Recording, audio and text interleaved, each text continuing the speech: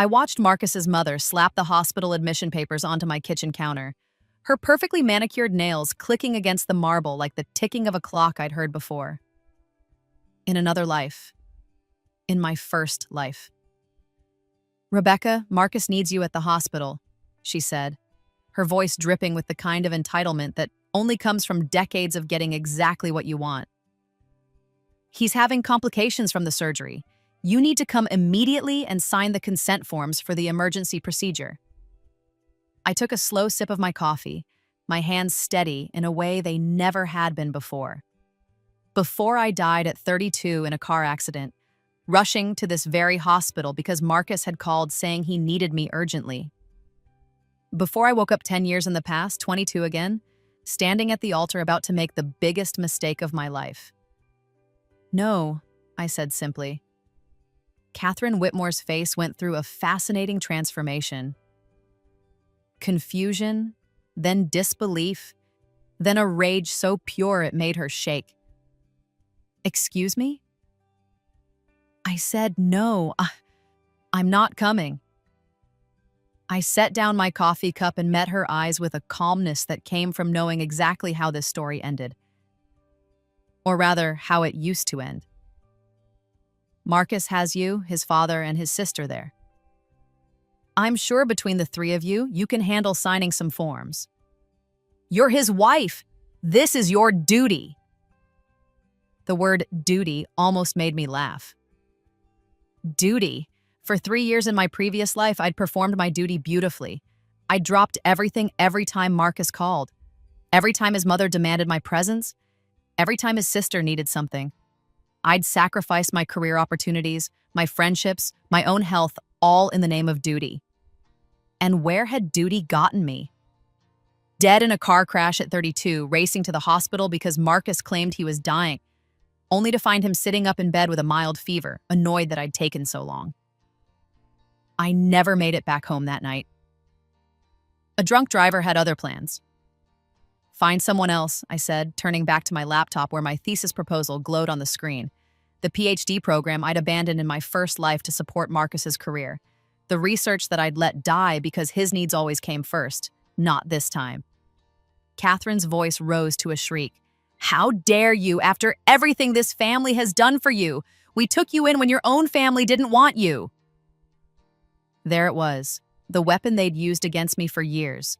My own family's rejection, thrown in my face every time I hesitated to comply. My mother had been the one to push me toward Marcus. "He's from a good family, Rebecca, stable, wealthy. You'll never have to worry." What she'd meant was, "We're tired of supporting you. Let someone else deal with you." My sister Emma had been more direct. "You're so lucky Marcus wants you. God knows why. You should be grateful someone's willing to marry you." Even my father had chimed in, disappointed that his youngest daughter hadn't inherited the family talent for business. "At least you'll be taken care of, that's something." So I'd married Marcus at 22, desperate for belonging, for love, for a family that wanted me. I'd learned too late that the Whitmores didn't want me either. They wanted a servant, a caretaker, someone to manage Marcus's life while he pursued his dreams, someone to host their parties, someone to smile and nod and never, ever put herself first. "Your family didn't want me," I said to Catherine now, my voice level. "Your family wanted an unpaid assistant with a marriage license. There's a difference." I stood up, gathering my things. I had a meeting with Professor Hartley in an hour, the professor whose research team I'd joined this time around, whose recommendation would open doors I'd never known existed. "I'm going to campus. Let yourself out." "Rebecca!" Catherine's face was purple now. "If you walk out that door, there will be consequences." I paused at the doorway and looked back at her. In my previous life, that threat would have stopped me cold. I would have caved, apologized, rushed to the hospital to play my role. "I'm sure there will be," I said. "I'm counting on it." The first time around, I'd met Marcus in college.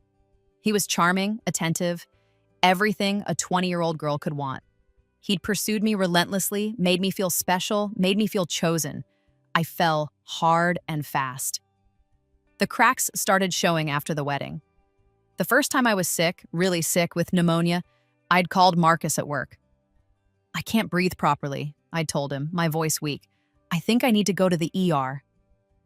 Babe, I'm in the middle of a huge presentation. Can't you just take some medicine and see how you feel? I'll be home around 9. I'd ended up calling an Uber to take myself to the emergency room, where I spent 6 hours alone before being admitted for 3 days. Marcus visited once for 20 minutes, complaining the entire time about how the hospital parking was expensive. 2 weeks later, he'd called me in a panic. Rebecca, I think I'm having a heart attack. You need to come to my office right now. I'd left my own doctor's appointment, a follow-up for the pneumonia, and driven across town in rush hour traffic. When I arrived, Marcus was sitting at his desk, looking perfectly fine. Oh, I feel better now, he'd said dismissively. Probably just heartburn, but since you're here, can you pick up my dry cleaning? I have a work dinner tonight. That pattern repeated itself throughout our marriage. My emergencies were inconveniences. His emergencies were my top priority, even when they weren't actually emergencies at all. The worst was the night of my company's anniversary dinner. I'd been working at a marketing firm, one of the few parts of my life I'd tried to hold on to. They were celebrating 20 years, and I'd been promised a promotion. The CEO wanted to announce it that night. At 6 p.m., as I was getting ready, Marcus called. I need you at home, now. My mom is having a breakdown about the charity gala seating arrangements, and she needs you to fix it. Marcus, I can't. This is important for my career. Your career? He'd laughed. Actually laughed. Babe, your job is cute and all, but my family events are our real priority. You can miss one work party. They'll understand. I'd missed the dinner, and the promotion went to someone else. 3 months later, they restructured my department, and I was laid off. We need someone more committed, my boss had said, and I couldn't even argue because I'd proven I wasn't. I'd never worked again. Marcus's mother made it clear that a proper Whitmore wife didn't need a job. She needed to be available. Available for every call, every demand, every manufactured emergency. The real emergency came 5 years in, but I didn't recognize it as an emergency at first. I'd been feeling tired, increasingly short of breath. I'd mentioned it to Marcus one morning. You're probably just out of shape, he'd said, not looking up from his phone. Maybe try yoga or something. I'd tried to bring it up again a week later. Marcus, I'm really not feeling well. I think something's wrong. Rebecca, I have that investor meeting tomorrow. Can we not do the hypochondria thing right now? My mom gets like this too, always convinced she's dying. It's dramatic and exhausting. So I'd said nothing more. I'd pushed through the fatigue, the breathlessness, the chest pain that came and went. I'd hosted Marcus's birthday party, attended his sister's wedding, organized his mother's charity luncheon. And then one night, Marcus called at 11 p.m. Rebecca, I have a fever. I think it might be that new virus everyone's talking about. You need to take me to the ER. I'd gotten out of bed despite my own exhaustion, despite the pressure in my chest that had been building for weeks. I'd driven Marcus to the hospital. He'd been admitted for observation, a fever of 99.8 degrees, and he'd been terrified he was dying. The doctors cleared him after 2 hours. Nothing serious, just a mild virus. On the drive home, exhausted and in pain, I'd finally said, Marcus, after we get home, I need you to take me to the hospital. Something's really wrong. I can barely breathe. He'd sighed, heavy and annoyed. It's 3 a.m, Rebecca. Can't you just sleep it off? You're probably just tired from staying up with me. I'm serious. I think you're always serious. Every little ache is a crisis with you. My mom was right. You're too sensitive. I'd driven home in silence, each breath harder than the last. When we got home, Marcus went straight to bed. I'd sat in my car trying to decide if I was overreacting, if I was being dramatic like he said. That's when the pain hit, sharp and overwhelming. I'd fumbled for my phone, tried to call 911, but my hands were shaking too badly. I'd tried to honk the horn to wake Marcus, but I couldn't reach it. I tried to call Marcus one last time. It rang 6 times and went to voicemail. I died in that car alone while my husband slept peacefully inside, annoyed by my sensitivity. But I didn't stay dead. I woke up at 22, the morning of my wedding, with every memory intact, every ignored plea for help, every belittled concern, every time I'd nearly killed myself rushing to Marcus's side. only to find him perfectly fine and irritated that I hadn't brought him the right sandwich. I'd called off the wedding, returned the dress, endured my family's fury and disappointment. "You're throwing away your only chance," my mother had screamed. "Marcus is the best thing that ever happened to you," Emma had sneered. "You'll regret this." My father had simply looked at me with disgust. I raised a fool. But I'd stood firm, and after the dust settled, I'd done what I should have done the first time. I'd focused on myself. I'd thrown myself into my graduate studies. I'd started therapy. I'd built a life that didn't revolve around making myself small enough to fit into someone else's vision. The Whitmores, however, hadn't gotten the message. They kept trying to pull me back in, acting as if I was still somehow obligated to them. Marcus would call, his voice smooth and manipulative. "I miss you, Becca. We made a mistake. Let's try again." His mother would show up at my apartment. "You're being childish. Marcus has forgiven you for embarrassing our family. You should be grateful." His sister would corner me on campus. "You ruined his life, you know. He was devastated. The least you can do is be there for him as a friend." I'd held firm for 2 years, building walls they couldn't penetrate. I'd changed my number, moved to a new apartment they didn't know about. I'd built a life they weren't part of, and then 6 months ago, everything had shifted. Marcus had called from a number I didn't recognize, and I'd answered without thinking. His voice had been different, genuine, or so it seemed. "Rebecca, I owe you an apology, a real one. I've been in therapy. I've realized how badly I treated you, how my family treated you. I was wrong. I just want you to know that, even if you never speak to me again." It had felt real, convincing, like he'd actually changed. I'd agreed to coffee, then dinner, then more. Before I knew it, we were dating again. But this time, I told myself I had boundaries. This time would be different. It wasn't different. It was exactly the same, just slower, more subtle. Marcus's requests started small. "Can you help me pick out an outfit for this interview? Would you mind looking over my resume? My mom wants to see you. She misses you." And stupidly knowing exactly where this road led, I'd started saying yes, because part of me, the part that still carried the wounds of my family's rejection, wanted to believe that someone could change, that I could be loved properly this time. 3 months ago, Marcus proposed again, and in a moment of weakness, of hope, of desperate stupidity, I said yes. I'd told myself I was going into this with eyes open. I'd told myself that with my foreknowledge, I could prevent the worst of it. I could maintain my boundaries. I could have both, the relationship and my independence. But the moment that ring slid onto my finger, the demands started again. "Rebecca, I need you to postpone your thesis defense. The date conflicts with my company retreat." "Rebecca, my mom needs you to plan her birthday party. Yes, I know you have finals. This is important." "Rebecca, why are you being so selfish? You're choosing school over family again." The breaking point came 2 weeks ago. I'd been in the library, working on my research, when I'd felt it.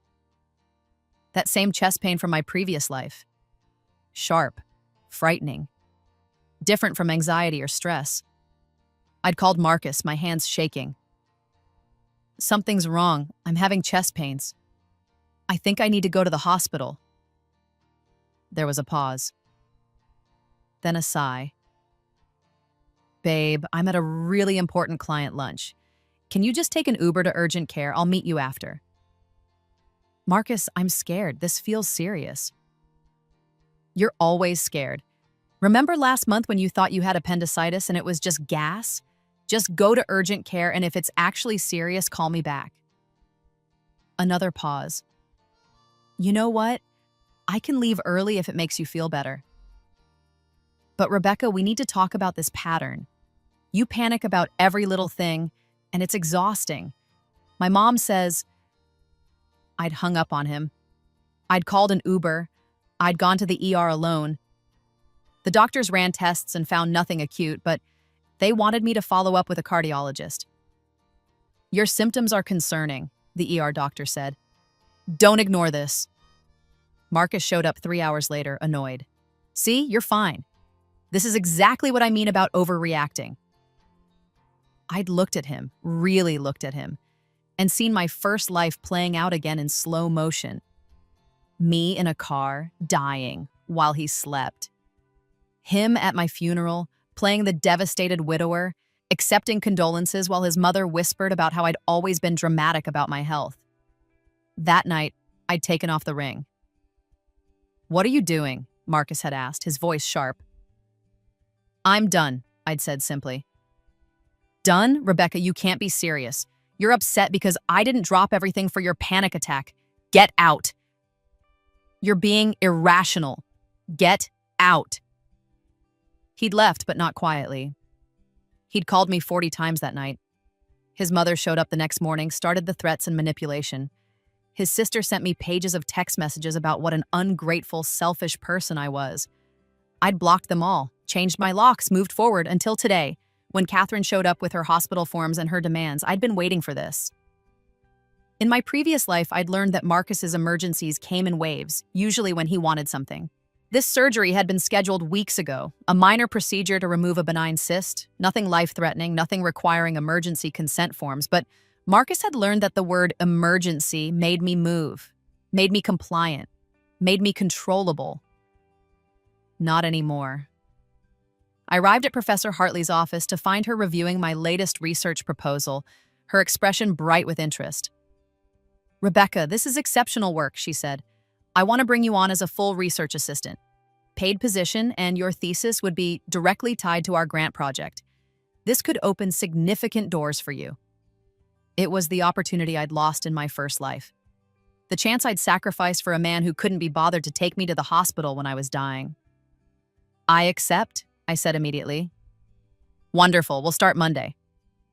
"Oh, and Rebecca, I've already reached out to several colleagues about your work. I think you'll find a lot of interest from programs around the country. Your research is exactly what the field needs right now." I walked out of that meeting feeling lighter than I had in months, years even. This was what my life was supposed to look like. My phone buzzed. Marcus's sister, Vanessa. "You heartless bitch. He's asking for you. He needs you. How can you be so cruel?" I blocked her number and kept walking. Another buzz. My mother. Catherine called me. "She's right. You're being selfish. After everything that family tried to do for you. This is why your own family can't even stand you." I stared at that message for a long time. In my previous life, words like that would have shattered me, would have sent me running back, apologizing, desperate to prove I wasn't the terrible person they said I was. Now, with the clarity of having lived through it once, I could see the manipulation for what it was. My mother had never protected me. My family had never wanted me except as a burden they could offload onto someone else. I blocked her too. That night, as I was settling in with my research notes, someone pounded on my door, not knocked, pounded with the kind of violence that shook the frame. "Rebecca, open this door right now, ipapa," my father's voice.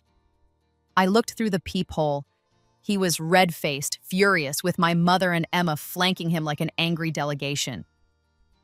"I know you're in there," he shouted. "Yeah, open up or I'm calling the landlord." I pulled out my phone and started recording. Then I opened the door with the chain still engaged. "What do you want?" "What do I want?" My father's voice was incredulous. "I want to know what the hell is wrong with you. You embarrassed us once by calling off that wedding, and now you're doing it again? And refusing to help Marcus when he's in the hospital?" "He's not in an emergency," I said calmly. "He had a scheduled minor surgery. He's fine." "That's not the point," Emma pushed forward. "The point is that you're being a selfish bitch like always.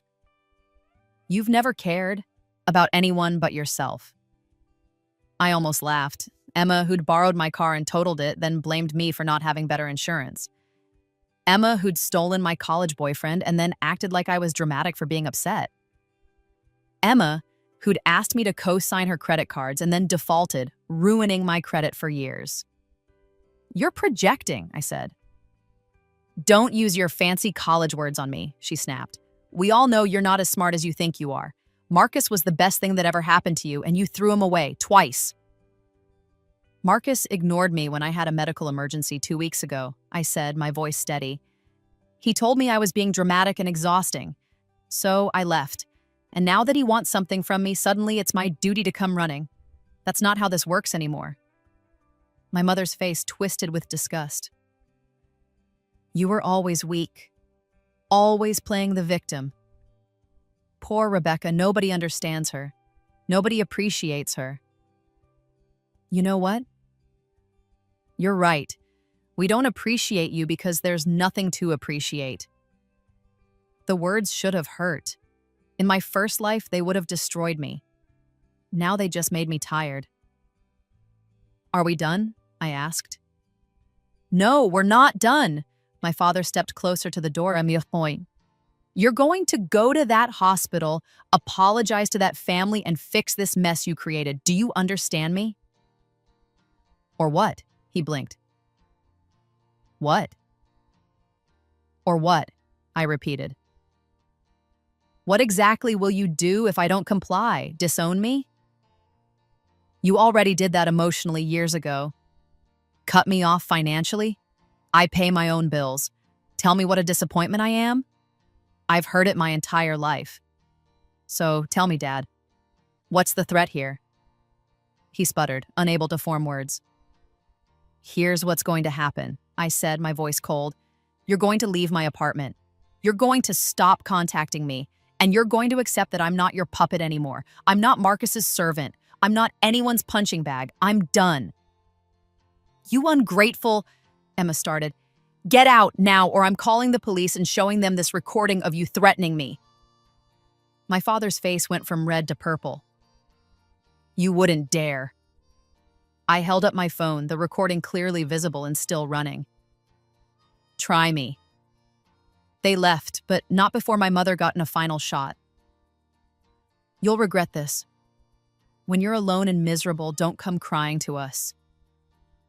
I closed the door and leaned against it, my heart pounding but my resolve firm. I wouldn't be alone. I had my research, my education, my future stretching out before me, free from people who only valued me when I was useful to them. My phone rang again.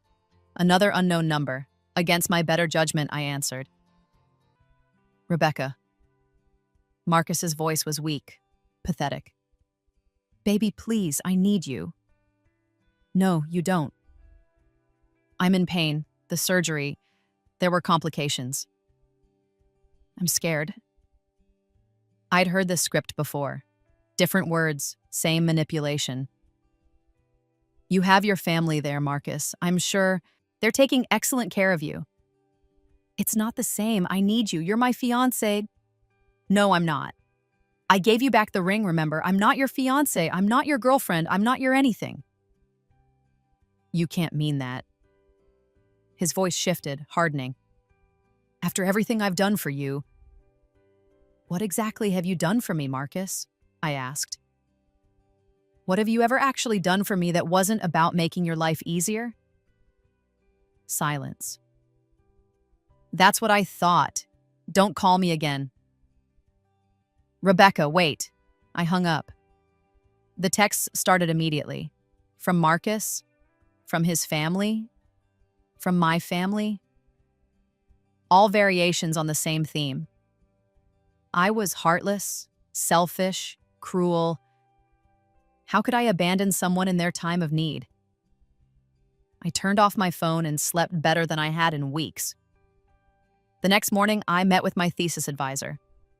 Professor Hartley had arranged for me to present my preliminary findings to a group of visiting scholars, and the presentation went better than I dared hope. 2 of them asked for my contact information. One mentioned a postdoc position opening up at Berkeley in the fall. These were the opportunities I'd sacrificed in my first life. The doors I'd closed because Marcus's schedule always came first. When I turned my phone back on that afternoon, I had 127 messages. I deleted them without reading and called my landlord about getting a security system installed. The harassment continued for 3 days, then, abruptly, it stopped. I should have known better than to trust the silence.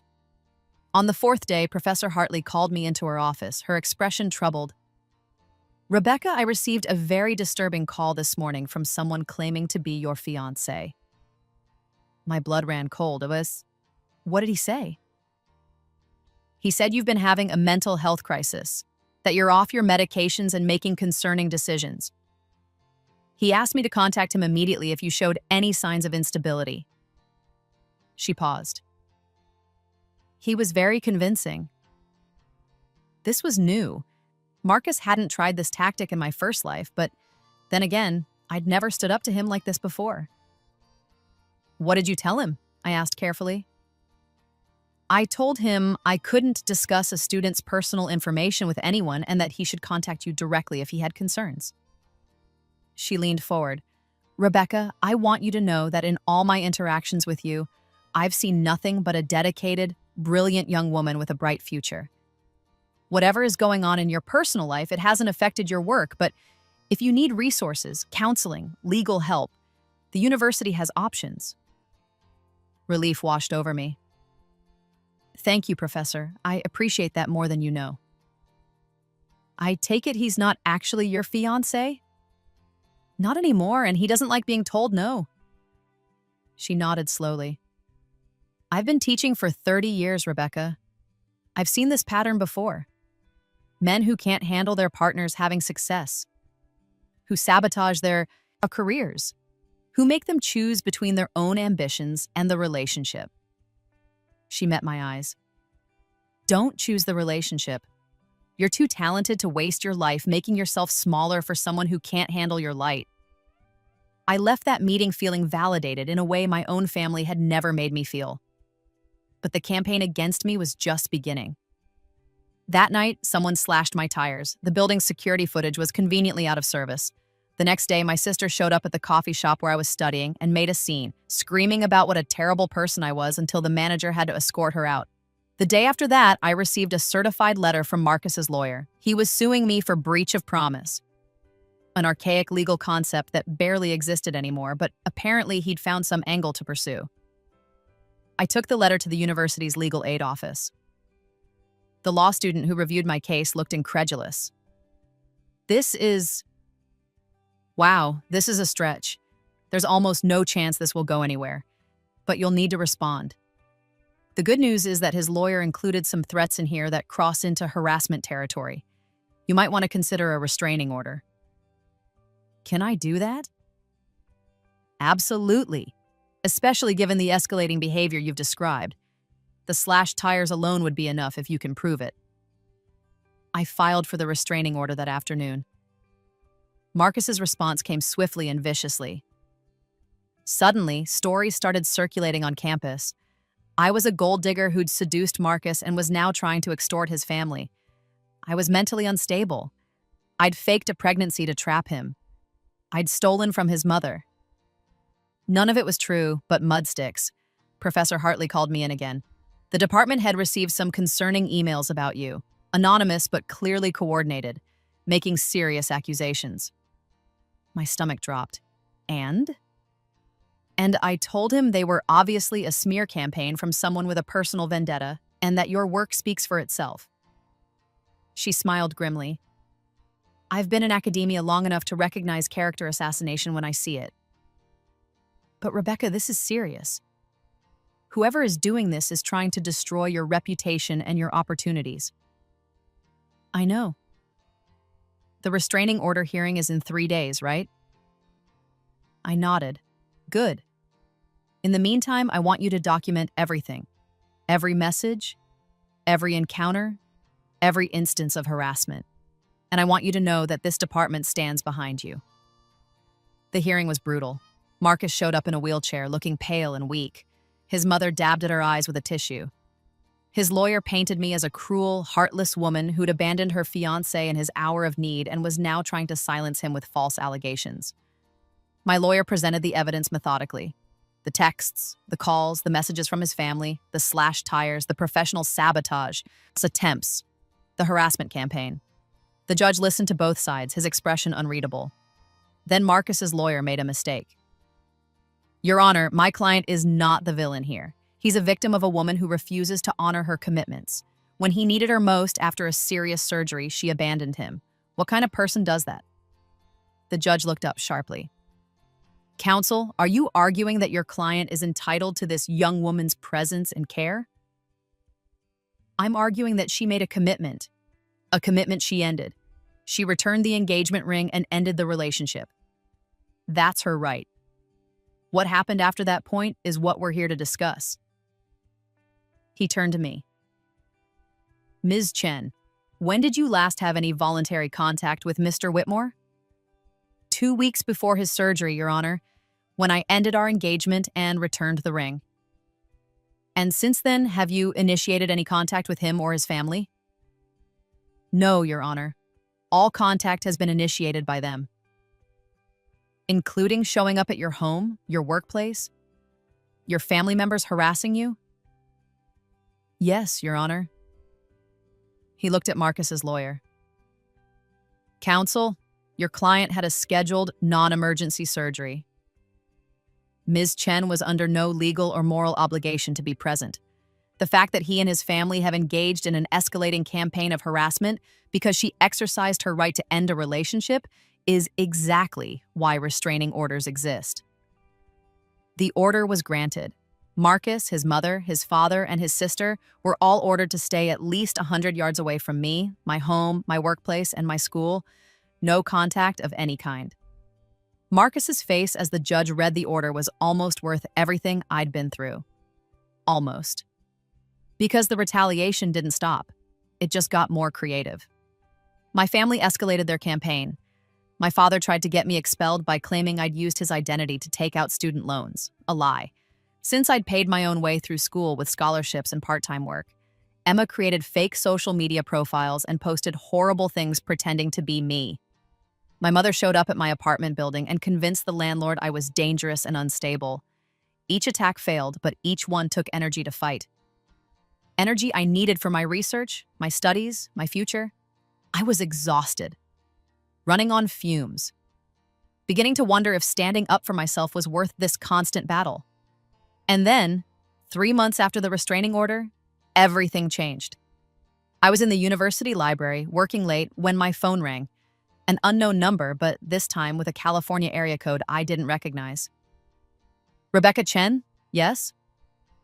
This is Dr. Patricia Morrison calling from Stanford Medical Center. I'm calling about your mother, Diane Chen. My heart stuttered. Despite everything, the conditioning ran deep. Is she okay? She's stable now, but she was admitted yesterday with a severe cardiac event. She's asking for you. Old Rebecca would have dropped everything. Would have booked the first flight. Would have come running despite the years of abuse and neglect. The new Rebecca, the one who'd lived through this once before, asked different questions. Is she in immediate danger? No, she's stable. But she's very insistent that she needs to see you. I understand. Thank you for calling, Dr. Morrison. I hung up and sat there, staring at my research notes. In my previous life, I would have interpreted she's asking for you as she needs you. I would have read desperation and regret into it. I would have thought that maybe finally she'd realized how badly she'd treated me. Now I understood that she's asking for you probably meant she has demands and you're the only one who will put up with her. I called the hospital back and asked to speak to Dr. Morrison again. Dr. Morrison, I have a question. Is my mother actually asking for me specifically, or is she asking for someone to do things for her? There was a pause. I'm not sure I understand the question. Is she saying, I need to see Rebecca, I need to apologize, I need to make things right? Or is she saying, where's Rebecca? She should be here. Someone needs to handle this. Another pause, longer this time. I believe it's more the latter. That's what I thought. Thank you for your honesty, doctor. I'll send flowers. You're not coming? No, we're estranged. She has other family members who can support her. I hung up and went back to my research. My phone exploded within an hour. Emma, my father, even some extended family members I barely knew. How can you be so heartless? Your mother is dying and you won't even visit? You're a terrible daughter. We always knew you were selfish, but this proves it. I turned off my phone and kept working. 3 days later, I got another call. My mother had been discharged and was recovering at home. According to Emma's voicemail, she was heartbroken that I hadn't come. I didn't call back. But karma, it seemed, had a sense of irony. 2 weeks after my mother's hospitalization, I got a call from a number that made my breath catch. Marcus's number, the one that should have been blocked. I answered against my better judgment. It wasn't Marcus, it was his father. Rebecca. His voice was tight, controlled. I know about the restraining order, but I need to inform you of something. Marcus is in the hospital. He's very sick. The old fear tried to grip me. The old programming that said I should care, should respond, should go. I'm sorry to hear that, I said carefully, but I'm not sure why you're telling me. Because he's asking for you, he needs you. There it was. The same words, the same manipulation. Mr. Whitmore, I have a restraining order against your entire family. You're violating it by calling me. This is an emergency. Is he dying right now? Is he actively coding? What? No, but then it's not an emergency that requires me to violate a court order. I suggest you focus on your son's actual medical care rather than trying to manipulate me into coming. Goodbye. I hung up and immediately called my lawyer to report the violation.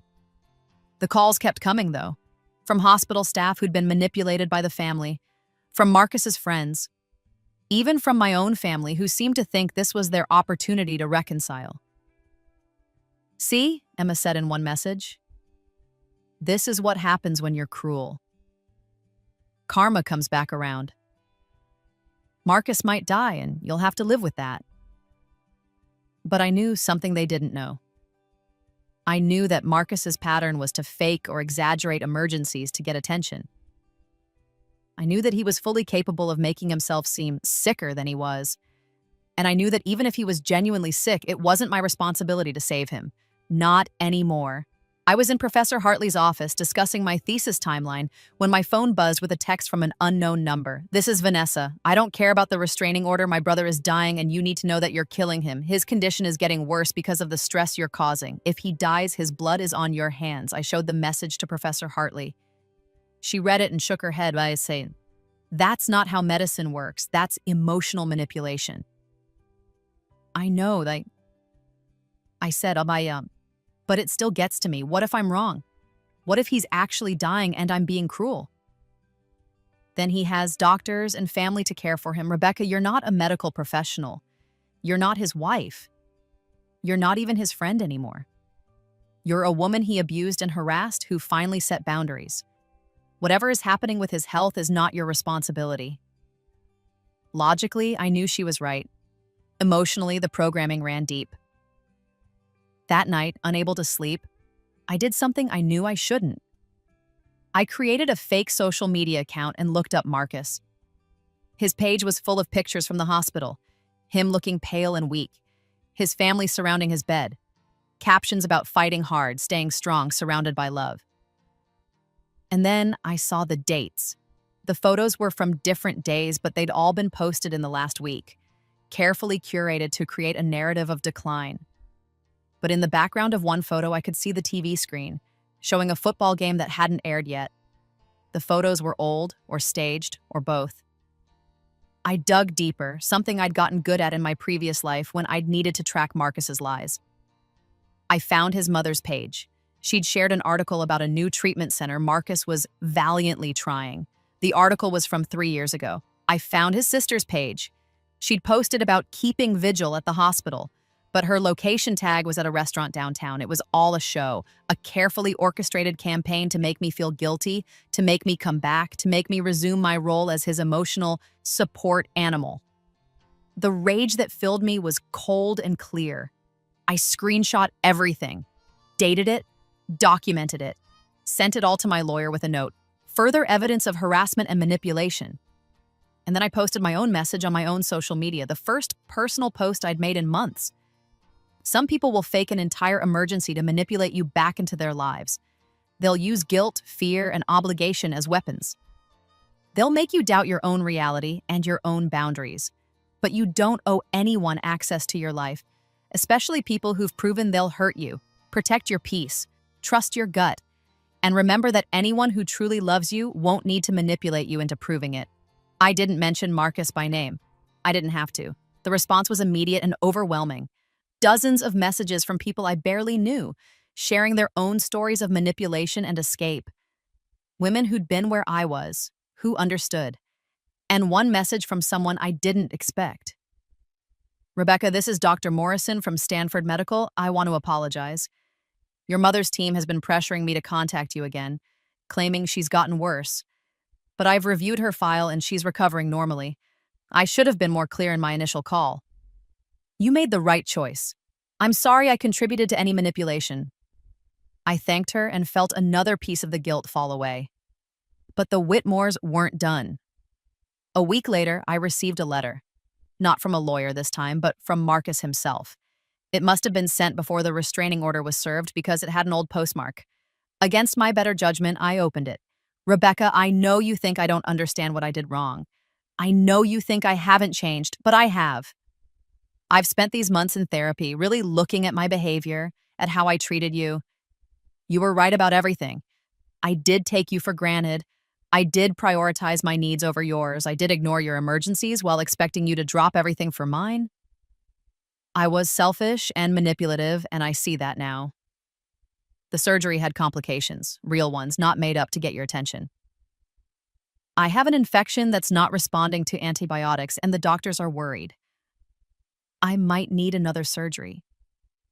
I'm scared, Rebecca. Really scared. But I'm not writing to manipulate you into coming back. I'm writing to say I'm sorry. I'm sorry I didn't take you to the hospital when you needed me. I'm sorry I made you feel like your pain didn't matter. I'm sorry I wasted the years we had together by being too selfish to appreciate what I had. If I don't make it through this, I want you to know that you were right to leave. You deserve better than what I gave you. You deserve someone who shows up for you the way you always showed up for everyone else. I hope you build the life you dreamed of. I hope you find someone who treats you the way you deserve. And I hope someday you can forgive me even though I don't deserve it. I'm sorry, Marcus. I read it 3 times looking for the manipulation, looking for the guilt trip, looking for the hook that would pull me back in. It sounded sincere. It hit all the right notes. It was exactly what I'd wanted to hear in my previous life when I was dying alone in my car. But something about it felt off. I called my lawyer. He sent me a letter, I said. It sounds like an apology, but I can't tell if it's genuine or another manipulation. Read it to me. I did. She was quiet for a moment. Rebecca, I'm not a therapist, but I've seen a lot of abusers go through the cycle. Abuse, then apologize, then love bomb, then abuse again. This letter has all the hallmarks of the apologize phase. Acknowledge the wrong behavior, accept responsibility, express regret, but notice what's not there. What? A concrete plan for change. I'm in therapy is vague. I see my mistakes is words, but there's no here's what I'm doing differently or here's how I'm making amends. It's designed to make you feel heard without actually committing to anything different. She was right. The letter was all emotion and no action. Plus, she continued, the whole if I don't make it thing, that's manipulative as hell. He's creating urgency, making you feel like you need to respond now or you'll regret it forever. But what if he is actually dying? Then he has doctors and family to care for him. Rebecca, you're not required to set yourself on fire to keep him warm, even if he's dying, even if he's genuinely sorry. You ended that relationship for good reasons, and his health crisis doesn't erase those reasons. I tore up the letter and threw it away. But the seed of doubt had been planted. What if this time was different? What if he really had changed? What if I was being needlessly cruel? I spiraled for 3 days, unable to focus on my work, unable to sleep. And then I had a session with my therapist, a new therapist, one I'd started seeing after ending things with Marcus. I told her about the letter, about my doubts, about my guilt. She listened patiently, then asked a simple question. Rebecca, in your previous life, when Marcus ignored your medical emergency and you died, did you ever get an apology? I thought about it. No, he wasn't even there when I died. He was asleep inside the house. Right, so he never had to face the consequences of his actions. He never had to feel the guilt of knowing he let you die. He never had to change because he never had to face what he'd done. Okay. Now, in this life, you left him before that happened. You set boundaries. You protected yourself. And suddenly he's writing you letters about being sorry and understanding what he did wrong? The realization hit me like a truck. He's only sorry because I left. Exactly. He's not sorry for his behavior. He's sorry he got caught. He's sorry he lost his convenient emotional support. Person.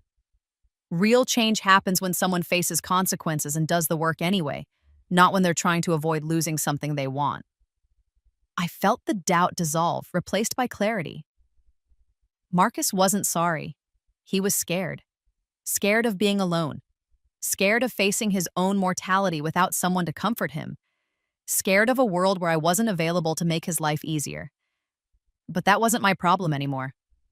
I went back to my research with renewed focus. Professor Hartley's grant project was moving forward, and my role in it was expanding. I was contributing real, meaningful work to a field I cared about. I was building relationships with colleagues who respected me. I was creating a life that was mine. And then, exactly 4 months after I ended things with Marcus, I got a call that changed everything. It was from a hospital, but not the one Marcus was supposedly dying in. Ms. Chen, this is Riverside Memorial Hospital. We have a patient here who listed you as an emergency contact, a Mr. Marcus Whitmore. My blood ran cold. What happened? He was brought in by ambulance 3 hours ago. He's stable now, but he's asking for you. Can you come? The old fear tried to grip me. The old programming kicked in. And then I remembered. I remembered dying in my car while he slept.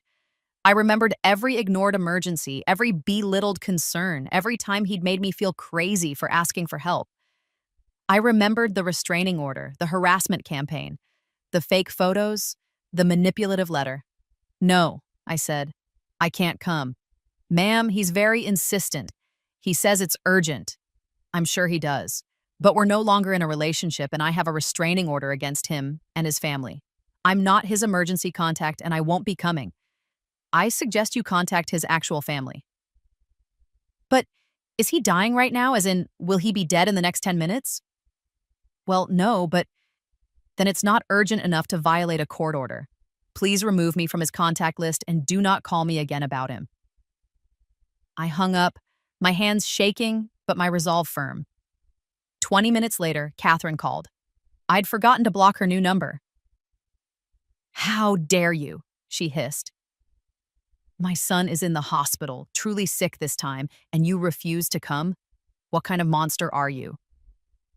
The kind who learned that your family uses medical emergencies as manipulation tactics, I said calmly.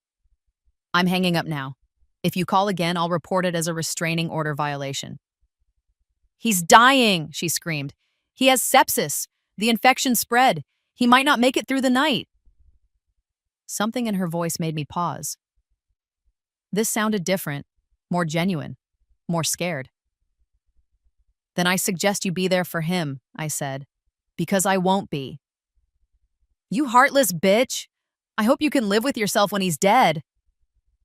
She hung up before I could. I sat there, my heart pounding, doubt creeping back in. What if this time it was real? What if Marcus was actually dying and I was refusing to come? What if I was actually as heartless as they said? I called my therapist's emergency line.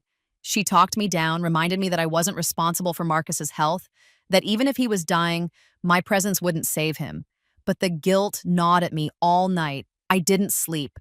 I kept checking my phone, expecting a call that he'd died, that it was my fault, that I'd have to live with that forever. The call never came. Instead, at 8 a.m., I got a text from an unknown number, a photo. Marcus, sitting up in a hospital bed, eating breakfast, looking pale but very much alive. The message below it read, "He's fine. The sepsis scare was overblown, but good to know where you stand. Guess we know who the real villain is here." It was from Vanessa, using a new number. I stared at that photo for a long time. He was fine. He'd been fine all along, or at least not in any immediate danger, and they'd used the sepsis scare to try one more time to make me come running. I blocked the number and turned off my phone. I was done. Truly, finally done. No more doubt, No more guilt. No more wondering if I was being too harsh or too cold.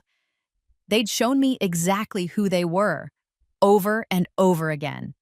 It was time I believed them. 3 months later, I successfully defended my thesis. Professor Hartley was in the audience, beaming with pride.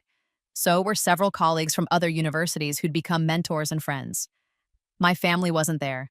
Marcus and his family weren't there, and I didn't miss them. After the defense, Professor Hartley pulled me aside. I have news. Berkeley wants you for that postdoc position. Full funding, your own research budget, the works.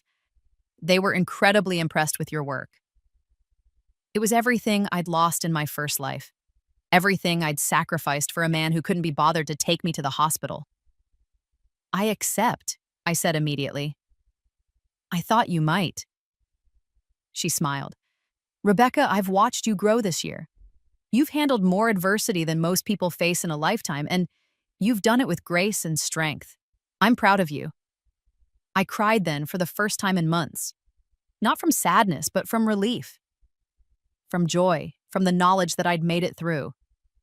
That night, celebrating with friends from my program, I got one final message. From Marcus, I heard about Berkeley. Congratulations, you deserve it. I want you to know that I'm okay. The infection cleared up. I'm in outpatient therapy, real therapy, not just saying it.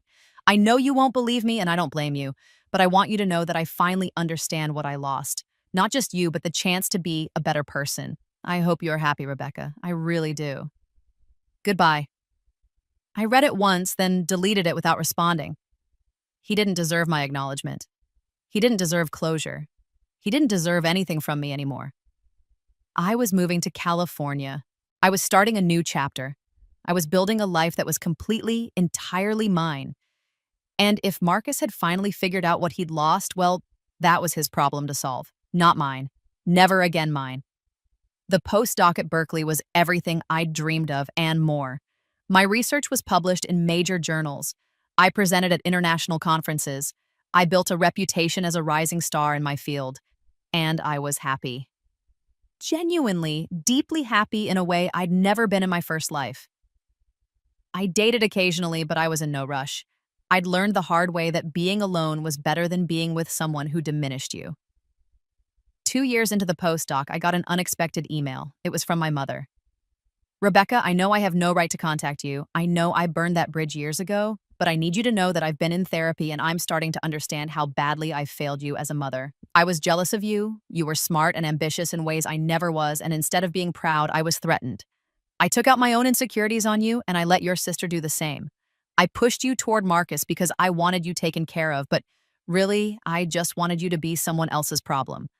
I'm ashamed of that now. I don't expect forgiveness. I don't expect you to want a relationship with me, but I wanted you to know that you were right to walk away. You deserved so much better than what we gave you. I'm proud of you. I know I never said it before, and I know it's too late now, but I'm proud of who you've become. Mom, I read it several times looking for the manipulation, the hidden agenda, the trap. But unlike Marcus's letter, this one felt different. It wasn't asking for anything. It wasn't creating urgency. It was just an apology, a real one. I sat with it for a week before responding. Mom, thank you for your letter. I appreciate the apology, and I'm glad you're in therapy. I'm not ready for a relationship yet. Maybe I never will be. The damage runs deep, and I'm still healing from it. But I want you to know that I'm doing well. I'm happy. I've built a good life for myself. I hope you find peace. Rebecca. I sent it and felt a weight lift that I hadn't even known I was carrying. I didn't need her to change. I didn't need her to be the mother I'd always wanted. I just needed her to know that I'd survived despite her, not because of her, and I had. 5 years after I'd called off that wedding, after I'd stood up to Marcus and his family, and my own family, I stood on a stage in Stockholm accepting an award for my research. The work I'd done on early intervention strategies had changed the field, had helped thousands of people, had made a real difference in the world. As I looked out at the audience, I thought about my first life, about dying alone in that car, about all the potential that had died with me because I'd spent my life making myself small for people who didn't value me. This was what that potential looked like when it was allowed to flourish. This was what happened when you chose yourself. After the ceremony, I checked my phone and saw a message from an unknown number. I saw your award. I'm so proud of you. You deserve this and so much more. I'm sorry I couldn't be the person who helped you get here. I'm working on being better. Not for you, but for me. I hope you're happy, Rebecca. You earned it. Marcus, I read it once, then blocked the number.